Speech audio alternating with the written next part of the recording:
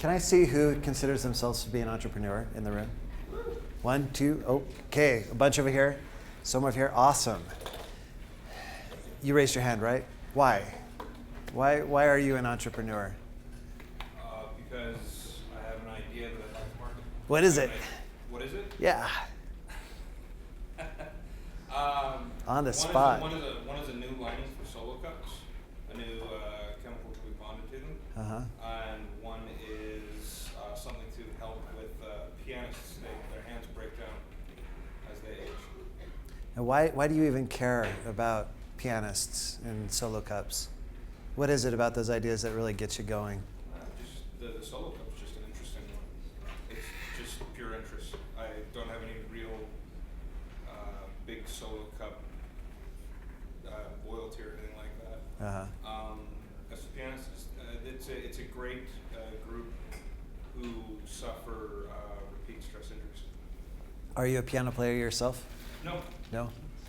You just like the idea, it inspires you at some level. That's awesome. That's really cool. Any other, one of the, were you the winner? No, who, you were the winner. So you won your idea pitch competition last night, right? What was your idea and why do you care about that? It was basically based on people buying gym memberships and not using them. So I wanted to take them on a tour of different type of fitness methodologies. So a bunch of different gyms. They get to travel and try each a few times before they commit to any one to increase the skill. And why? What was it about that led you to even exert this amount of effort, let alone however much you did put into it? I see a problem with 75% of America being overweight or obese. Mm-hmm. And I think it's not because they're lazy. I think because they haven't done what they like to do. So I'm a health professional. So I want to be more people like. Awesome. Thank you. So I had a couple of ideas that I was passionate about, that I cared about. I tried to bring them to market and I totally failed. Of those 7 companies, 5 of those were abject failures. In fact, as I have quiet moments and I reflect about my time as an entrepreneur, it's just like, oh, did I really do that? Did I really make those mistakes? So my first company, it was called Automatic Web. The problem that they were solving is that people didn't have access to a dealer's automotive inventory at home. And wouldn't it be awesome if somehow you could expose all of the cars that were on dealership lots on the internet? And so I gathered a team together. I led the technology. I was the tech co-founder. My business partners did the business stuff, the legal stuff, all of that MBA level stuff. I had no idea what even MBA stood for as an acronym, but I loved coding. I loved the building of the software and technology. So we figured it out. We were able to remotely tap into the dealer's inventory databases, extract their cars, normalize the data, pop it up on the web, and UtahCars.com was born. And we did it in such a way that we could scale it. So 2 days after UtahCars.com was born, ArizonaCars.com was born. And then there was 33 other state name cars.com websites that were up. They were operational. And then, if you guys remember, the first internet bubble that popped and things just went haywire and everybody was running around saying, oh, the sky is falling. Well, that was one of my partners that ran around saying, oh, the sky is falling. And he went so far as to take all of the money in the business's checking account, extracted it, and he took off. And left everybody else on the team high and dry. And what we didn't know was how to raise funds. So because we had no idea of who to talk to, what venture capital or angel investors care about, we failed. And that led to my second idea. I thought, you know what, raising money is such a pain in the neck. I wish I could just have this money-making machine, stock market, that's the way to go. There are people that know how to do this day trading stuff. So why don't I tap in to a methodology that is known and effective, and I just write software to do what humans do. So this company called StockWriter was born. Every 30 seconds, I had my little software code reach out to the NASDAQ, reach out to the S&P, grabbed 100 stocks, brought it in, did its magic, and then did automated investing. Over the course of 2001, which was a bad year. If you guys were in the stock market then or know about it, it was like this until September 11th happened, then it was like this, right? And that sort of investing, it makes sense if you short, but if you do long positions, if you're familiar with it, it's nearly impossible to make a profit, except if you've got some pretty wicked cool software that does it for you. And so over the course of that year, my software made a 90% rate of return theoretically. And I got totally jazzed and totally excited. I thought, yeah, I'm in the money. Finally, I've got this magical money-making machine. We called it M4, kid you not, magical money-making machine. And there was a problem, though, which is the data that I got from the supposed real-time quotes was not exactly and precisely the data on which I would buy and sell the shares. Like the software had to be accurate to like the nth decimal place, right? And it cost $20,000 a month to get real-time data that would actually be reliable so that I could transact on it. I didn't know how to raise money. Same problem as before. This time I didn't have a scumbag co-founder take off with the money. This time it was my own scumbaggy lack of know-how that was the failure of that company. And so we shut it down. And that led to the third company. Now we took 2 MBAs. Supposedly they know how to walk on water and do all sorts of cool MBA stuff, whatever that acronym starts with, right? And they had this idea of people don't know how to raise money. There's entrepreneurs that have these awesome ideas, fail because they don't know how to raise money, but there are venture capital firms all over the United States that are flush with money and they want to get to know these great ideas. So why don't we just do a dating service? We have the group of VCs, we take their structure of their criteria that they look for, we have these entrepreneurs, and we do a matchmaking service. We don't sing the song matchmaker, matchmaker, make me a match, but we essentially do it for them. And we go and make our money that way, right? So I built the tech, and they totally dropped the ball. I tried to get the ball going, but I didn't know what MBAs did. I didn't know how to structure businesses, and most importantly, I didn't know how to raise money to go and attract other better co-founders that wouldn't drop the ball. And so here I am, third failure. There's like this recurring theme for me. How do I raise money? I don't even know how to raise money. And so that third business totally failed. So I determined I had to know what those danged MBAs knew. What is it? So I applied to business school, got in, had this goal.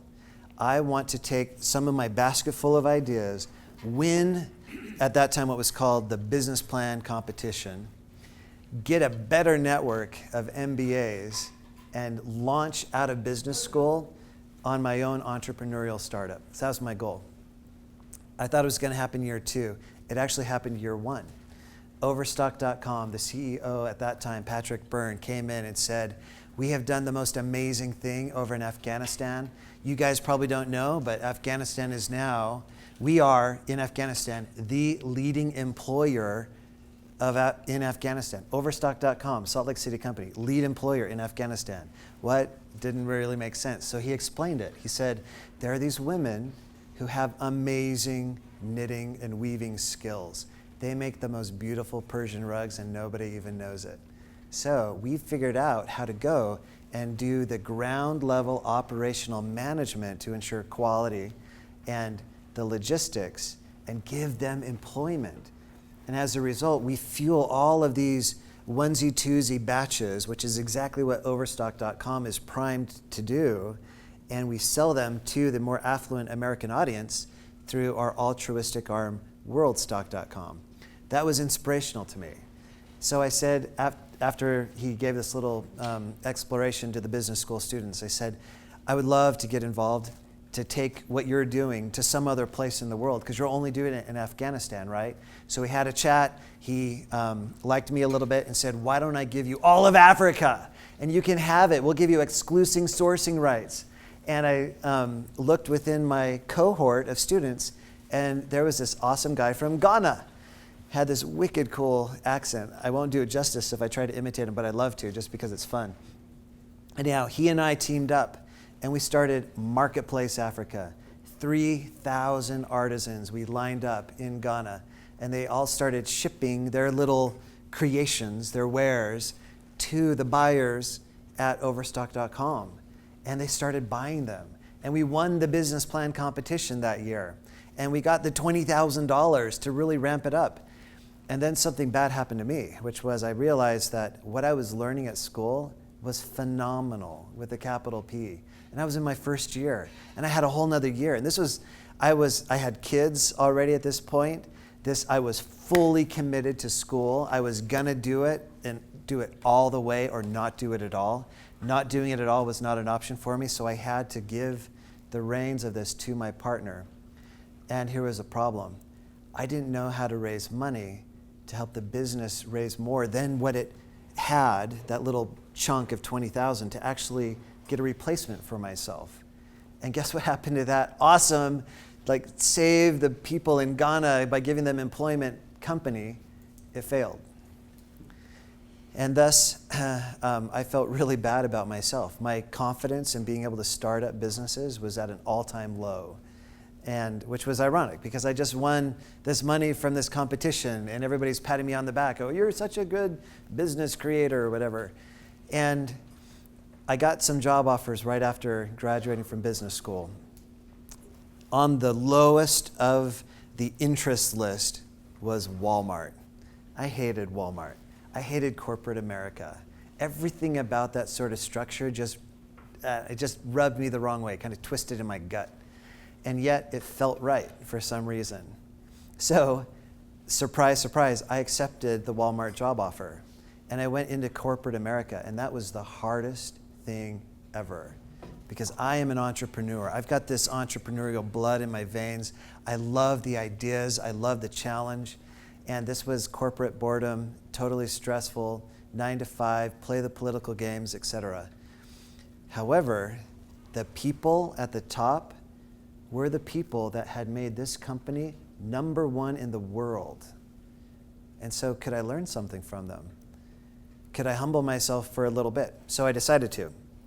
Long story short, I hit my head against the brick wall of various departments so often that they finally gave me this seemingly impossible project, probably just to say, let's get rid of this guy, give him something that everybody else has failed at, and just try to get him out of our way, because he's not the typical corporate guy, which when I say that, what I mean is conforms and is just like everybody else. A corporation exists because they know how to do things, and they just keep on doing those exact same things. And so if you're a cog and fit in like every other cog, you really fit in to a corporate job well. And I wasn't that cog. So the problem that they gave me was, how do you make Walmart US a growth sector again? Walmart US, just in case you didn't know, for about 15 years before I jumped in, had flat stock. Yet, every single year, it had incremental sales bigger than the entire Target corporation. So how do you reconcile that? It's got the biggest growth, but flat stock. I thought stock was correlated to growth, right? Well, if you know about stock, what you know is that stock incorporates the future expectations of growth, right? So at some point, somebody figured out how many super centers could be built inside the United States of America. And the stock went up to that level. And from that moment on, Walmart was doing nothing more than fulfilling those expectations over time. So my boss and myself, we were the two guys assigned to take on this problem. We started slicing and dicing the US retail market. Every creative idea that we thought we could bring to the table, we did, and we were totally shot down. Yeah, we thought of that, we tried it, didn't work. What's another idea that you've got? And it was just this exercise in futility and failure. I understood why I got the project. But then we had a breakthrough. We figured out that there were 15 metro areas in the United States that Walmart only had a 3% market share. Outside Walmart had an 11% market share. If we could get that delta of 8% market share, that was $80 billion of sales for Walmart. Problem though is that Walmart couldn't do what it had always done. Enter entrepreneurs, right? So I created this strategy, board of directors adopted it, and then I was given the leadership reins to execute it. Well, there's a problem. Inside a massive organization that's doing things the way that they've always done, nobody wants to help you do something new.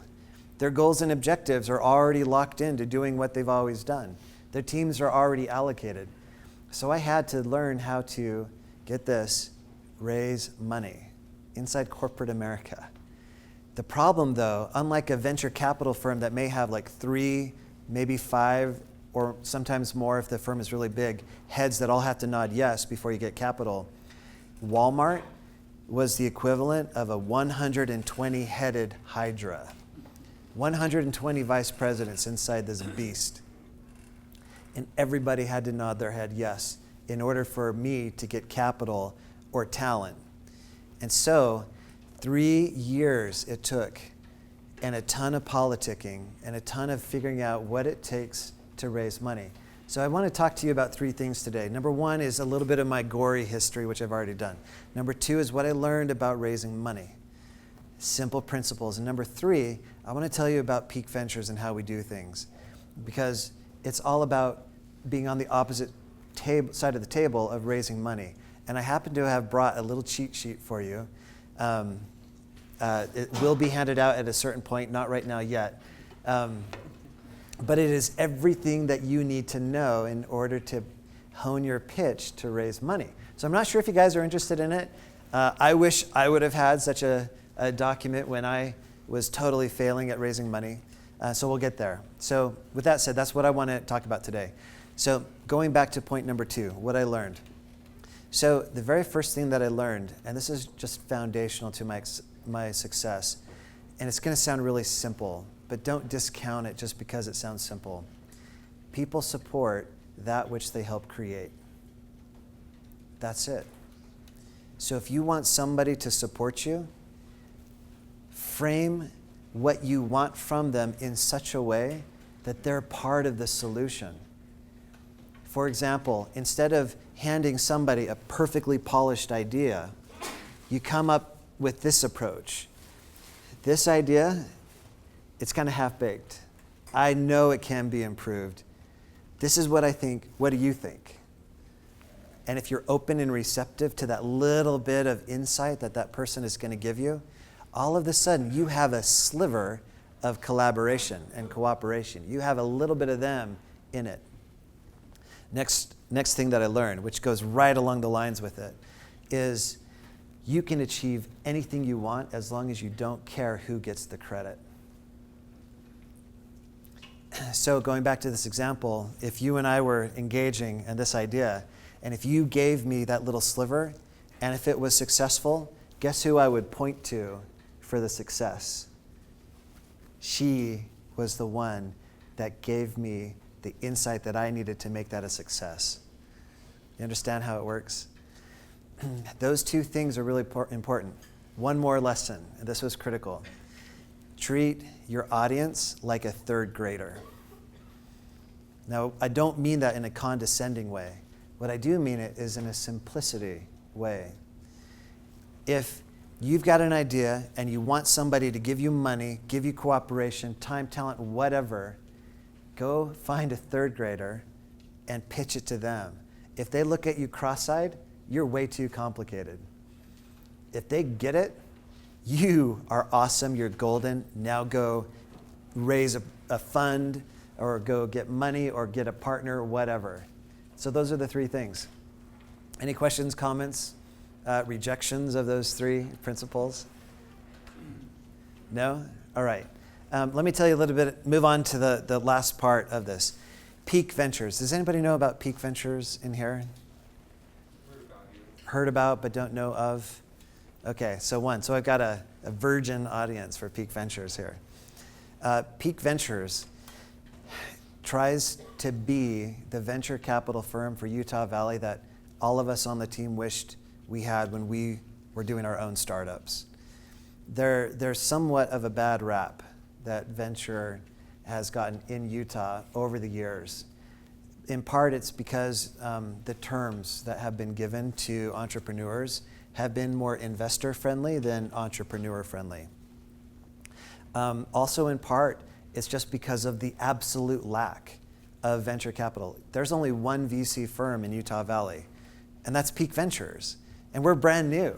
So what have people done for all of the years that entrepreneurialism has existed before? Well, for the most part, people have had to be smart about their business. They've had to bootstrap, get a little bit of money, not enough, and take it a long way. And so the consequence is that you've got these businesses out of Utah that are phenomenal.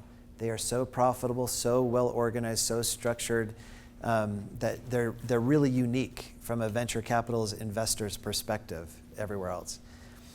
Well, the idea of being the VC firm that we wished we had means at a fundamental level that everybody on the team is actually a failed entrepreneur themselves. Hopefully there's some success in there, and everybody on the team has had a little bit of success. I haven't gone into the successful companies that I've founded because it's much less meaningful to me than the battle wounds of the failures, actually. And so Peak Ventures has this team of entrepreneurs. Now, the way that we operate is to make things simple and make things fast and make things totally friendly for the entrepreneurs. So when we were started, we didn't have a lot of process. So what we did is we got a couple UVU students, a couple from the U of U, a couple from BYU, both at the undergrad and at the graduate level, and we said, supposedly there are 1,400 venture capital firms in the United States. Let's go get to know them. Who are they? How do they do their due diligence? What are the questions that they ask? What's their internal process? We went out and we got to know all of these venture capital firms. We brought back this mountain load of data and we distilled it, looking for patterns. And you know what we found? We found that almost everybody cares about 5 things. Just 5 things, in fact. So we gave them all an alliteration, beginning each one of the words with the letter T, and we call those our 5 T's. So now's a good time to hand out this handout. So what I've got for you all, in case you want to know about how to fundraise, are the 5 T's. So this is a form. It's going to look totally boring, so I apologize in advance. Don't let the bureaucratic nature of a form dissuade you to discount this, because it actually has the insight collected from all of the VCs of the United States. So what you're going to see here is that the T's are in bold. And then there's fundamental questions that get asked under each one of those. So the 5 T's in order of importance are your team, the terms of the deal, the traction that you've made, your 10x potential, and your technology. Now, from this moment on, I want you guys to start asking me any question that pops into your mind. No question is stupid. This has got to be less lecture because I'm a very boring lecturer, more real-time answering questions. If I can be of service, this is my primary purpose in coming here, was to help share the structure of how to raise money. It wasn't to talk about myself. All of that was mainly context, a little bit of how we got here, and how to make your pitch to make it important. So please don't hesitate to ask questions. Yes?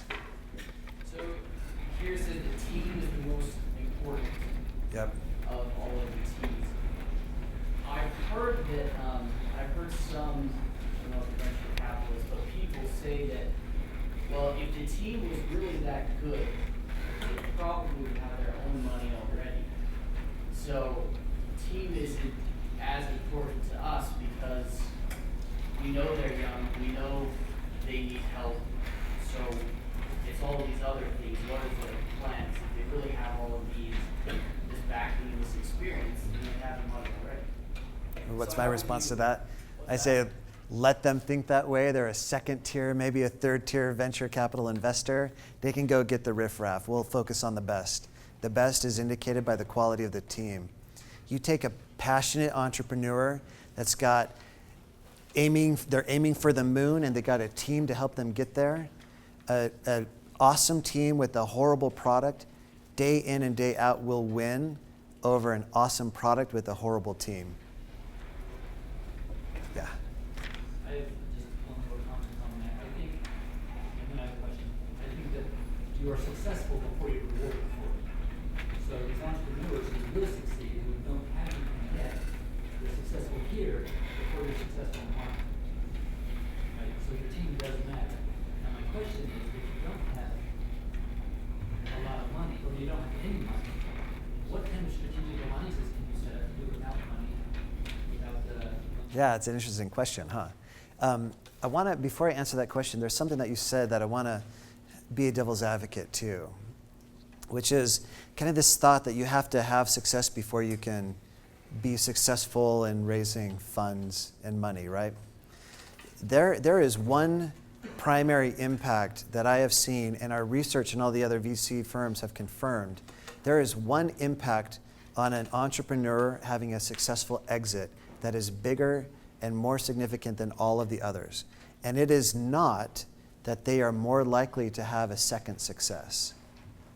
The biggest impact of an entrepreneur that has a good exit is actually fluffed up expectations of the valuation of their company. They're like, oh man, I'm so bad. You know, my company's worth 10 times the amount of that guy's. It's the same company, right? No, it's not. Unless you've got a team that is 10 times as good as that company's, then it may be worth more. So, sources of funding. The very best and most inspiring entrepreneurs have funded it themselves to a certain amount, as much as they could. The bootstrapping mentality is so amazingly powerful at convincing other people that you are committed, that if you don't bootstrap, it's actually a signal that you are not the right person for us to invest. If somebody has burned their boats on a beach, you guys are familiar with that story? Some conquistador, I forget who it was, went over to South or Central America, Cortez, thank you, burned the boats. And the message was, those of you that know the story, there's no way back. We are fully committed to this. We're going forward, we're going to conquer, and then we're going to get back somehow. Well, that's how your team needs to be in order to inspire somebody to trust you with $500,000. And the quality of the CEO is directly proportional to the quality of the team that they have rallied around them, regardless of funding. In fact, it is a stronger message if your team has rallied to you and they've all burned their boats on your beach without funding than it is to say, yeah, we raised $500,000, awesome us, and then we gathered the team, awesome team. You know, that's okay.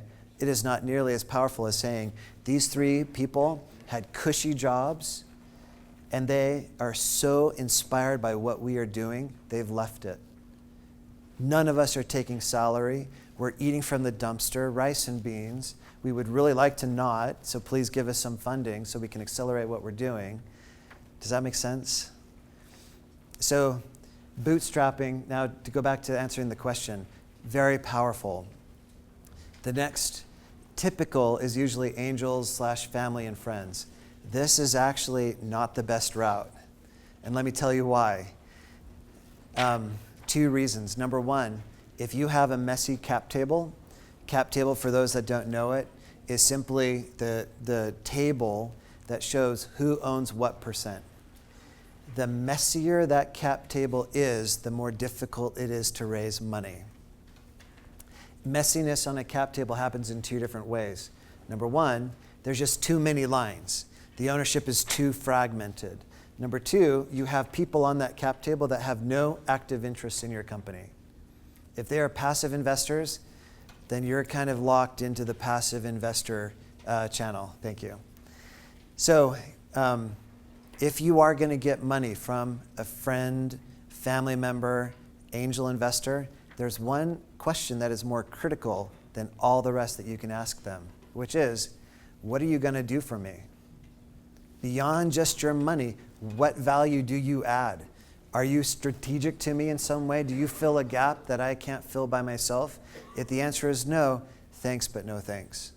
If the answer is yes, let's game plan. Let's sit down and talk about how you are going to add value to my team. Because if you're not, I'm not going to mess up my cap table with you. It's essentially the message that you give to that person.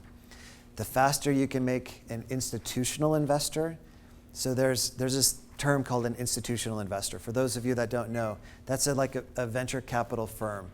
You have full-time dedicated people to managing the fund of that firm. Peak Ventures, we're an institutional investor. Unlike most institutional investors, though, we are doing what we hope our entrepreneurs do. We've essentially burned our own boats on our beach. All of us are either taking no salary or a dramatically reduced salary, and we have our own money invested alongside our LPs, which are the investors in the fund, to align our interests. So anyhow, that's an institutional investor. You want to get an institutional investor in your corner as fast as possible because it is rocket fuel. It's a remarkable thing to have an entire team of professionals doing all of the hard work for the subsequent fundraising, making the dots so you can hire the A-level employees, et cetera. Does that answer your question? Great. So going back to the team, let me tell you in a nutshell what we look for. The first thing is the most passionate, awesome entrepreneur ever. And that is measured by one simple litmus test, which is, would I want to quit what I'm doing right now to go and work for that person? If the answer is yes, if they're that inspiring, that's the type of entrepreneur we want to back. So if you ever have a discussion with an entrepreneur, with an investor, don't be like, oh, I've got this great idea. I think it's great, but it's got problems. Or anything less than the best will not impress. So be your best. Let your passion shine. Let your light, the light come into your eyes so that when somebody hears about your idea, that they just get jazzed up and excited. There's something magical about entrepreneurs.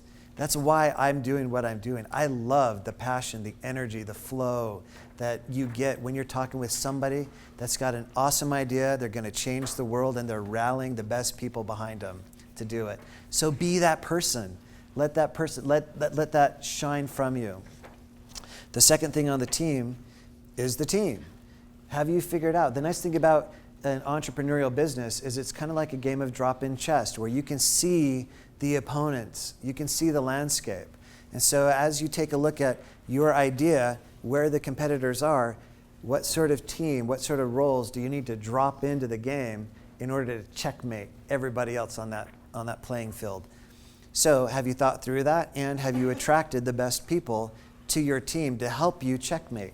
And are they on that team even without funding? Do you have like-minded individuals that will help you dominate and go win? If the answer is no, go get your team. Be the inspirer. Be the agent that comes and rallies. Third thing is the cap table. Keep it clean. Won't go into that. That's it from the team. There's a bunch of questions here. We typically ask the ones with the orange dot. If you were wondering, what does that orange dot mean? Those are the basic questions that we always ask. Everything else is a nice to know. Orange dot is a need to know. Terms of the deal. Previous funding. How much money has already gone into the business? Pure cash. And are the terms of the deal fair? One of the things that other venture capital firms have done in the state of Utah, unfortunately, is they've asked for too much ownership. The reality of that, from my perspective, is that those firms are actually investing in themselves and not in the team that they're supposedly backing. What we try to do, and what a good investor will do, is they will prop up the person or people that they are investing in with full ability to maintain ownership and control over that business through not just the initial round that we would come in, but for all of the subsequent rounds.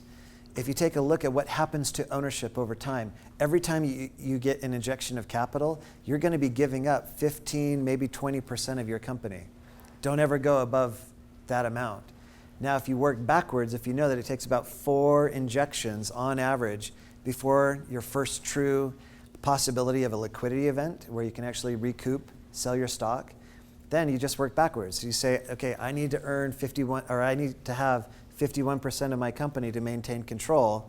Working backwards from that means right now I need to have X amount. So don't ever go under that X amount, if that makes sense. Any questions about that? Yeah. On here it says PV's part and PV's percentage. Yeah. Is this kind of like a proposal that I'm saying I'll give you this much equity? Yeah, somebody's raising, let's say, $900,000. They want $100,000 from us. So the pre-money would be $900,000. Post-money is the pre plus the raise. Or excuse me, I misspoke. If their valuation, the pre-money valuation is $900,000, they're raising $100,000. So the post would be 900 plus 100 equals $1 million. So the ownership that they're giving up, the percentage, is the amount that they're raised as the numerator and the post-money valuation as the denominator, which in this case would be an easy 10%. So PV's percentage would be 10%. So you don't want to go to one place where all of your financial they will come here. There is strength in having multiple strategic backers in your corner. But if you go to multiple places for funding and they're not all strategic, then you just mess up your cap table. Shame on you, you know. Okay, terms. We always look for terms that are fair, as I said, primarily because we get our hands dirty. And we never invest in a company in which we can't add something meaningful. Somebody's got to add something strategic or else we don't do the deal. Now, that sort of operational involvement means we're going to be tight. We're in the trenches with these founders. And we would never, therefore, have an adversarial relationship because somebody's got this, man, those Peak guys, they really worked me over. That type of feeling we would never do. So that's what you want to look for. If anybody gives you the terms and it just wrenches in your gut, don't do it. Go to some alternative source. Traction. Traction, at its most simple definition, is this: your target customer in your target channel voting for you with their wallet. That's it. So a lot of entrepreneurs make the mistake of saying, hey, we got a Kickstart campaign. Isn't this awesome? Our goal was $5,000. We blasted through it. We're at $100,000. Isn't that awesome? And from my perspective, that's good capital for fundraising, but that's not traction unless you're planning to scale your company through campaign after campaign. And that's how you're really going to get your revenue. But most companies do not have a Kickstarter campaign as their primary source of revenue, right? So go get real revenue. Who's your real target customer? And how are they going to know about you? What's the channel? Are you going to go mass retail? Are you going to go software? Are you going to have a channel partner? Whatever it is, go test that hypothesis. And when your hypothesis gets validated with this much proof, then come get fuel for your fire so that you can do this much, that much, and we really grow and scale the business. Make sense? 5 minutes. Okay, I'll hurry. 10x. 10x, what that means is you plus us plus our capital equals 10x growth. So anybody that wants to invest in a Peak Ventures are the type of investors that are not satisfied with that piddly, like whatever the average rate of return is for the stock market, 12%. No, we want 1,200%, And so we try for 10x. And just to put this in perspective, we've seen 3,900 companies now in the past 18 months, which is about 8 pitches a day. If you've been to like a pitch competition, that's what it feels like every day. It's the awesomest job ever.